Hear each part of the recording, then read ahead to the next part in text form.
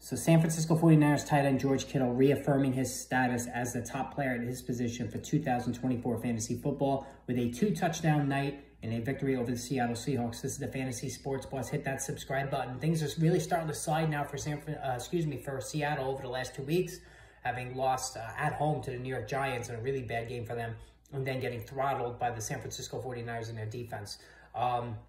Weird game last night. It seemed like everybody was in the tent at one point, right? George Kittle went in the tent. Deebo Samuel went in the tent. We had a injury to Jordan Mason, so now we're down to Isaac Orendo, the rookie third stringer. Actually had a good outing himself. Shoulder injury for Mason. So again, we can't have anything nice in fantasy football. That's just the way it goes, right? I mean, you have a nice story coming out in Jordan Mason, who's done a really nice job in place of Christian McCaffrey, and he gets hurt.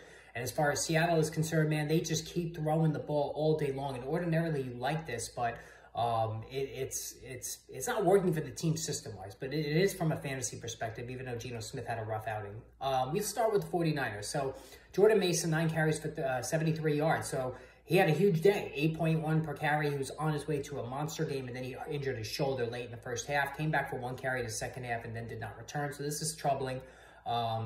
He's in a lot of pain, and Christian McCaffrey still weeks away from returning. Isaac Orendo came in, and he had a big game himself, 10 carries for 99 yards. This guy's got speed to burn. Anybody who watched him in college or watched him at the Combine saw that I mean, he's just a beast. And when it comes to home run, acceleration, instant acceleration, can hit the hole quickly. He can go to distance when he gets any kind of daylight. He's very, very fast, all right? But he's more of a finesse runner. Doesn't run people over, but obviously he's the add this week if need be. Brock Purdy, 18 to 28, 255, 3 passing touchdowns, no interceptions. He actually ran for 19 yards as well. It was a flawless performance, and we're well past the point now where we have to stop questioning Brock Purdy for, as far as his standing in fantasy football. He's a locked-in top 12 guy. You want to group him with Jared Goff as I know he ran for 19 yards, but a pretty stationary quarterback. That's fine.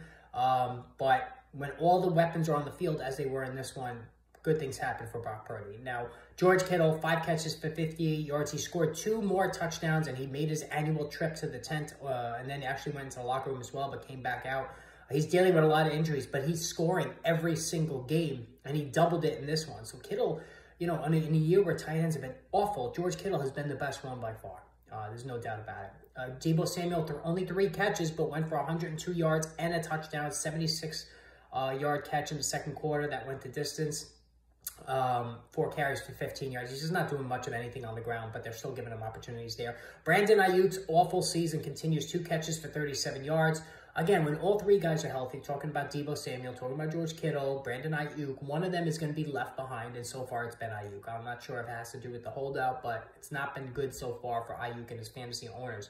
On the Seattle side, Geno Smith, 13 to 52, 312. So the yardage has been really good because they're throwing so many times, but 1 touchdown pass, 2 interceptions. He didn't run for any yards, so it was a 14-plus fantasy disaster for Smith in this one. The running game, again, nothing happening, just like last week. Kenneth Walker only got 5 carries last week. He got 14 in this one, but only 32 yards. Did score a touchdown, 2.3 per carry. But here's the real key. For the first time since he's really come into the league, Kenneth Walker is really being used in the passing game. 8 catches for 37 yards. That's a big, big number. And if that continues, he's a top 5, 6 PPR back, right?